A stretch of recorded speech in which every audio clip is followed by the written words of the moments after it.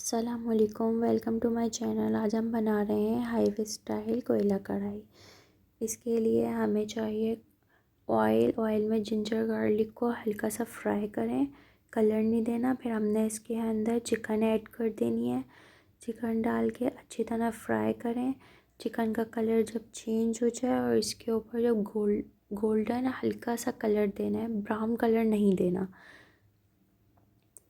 फिर हमने इसके अंदर ऐड करने हैं टमाटर। टमाटर को इस तरह रखना है कि टमाटर का छिलका ऊपर के साइड पे हो। और फिर इसको 10-15 मिनट पकाना है। जब हम इसको 10-15 मिनट पकाएंगे तो इसका छिलका सॉफ़्ट हो जाएगा। जब छिलका सॉफ़्ट हो जाए तो हमने इसको निकाल लेना है, इसके छिलके को। और टमाटर को अच्छी तरह पकाना है ताकि अच्छी तरह टमाटर गल जाए और ग्रेवी की शक्ल में आ जाए। जब ये अच्छी तरह पक जाए फिर हमने इसके अंदर मसाले ऐड करने होंगे।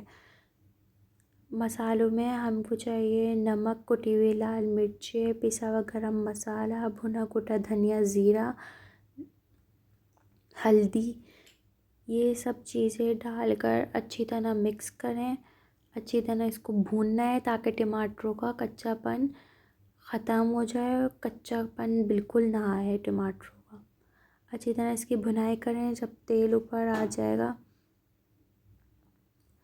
फिर इसकी भुनाई अच्छी तरह हो चुकी होगी।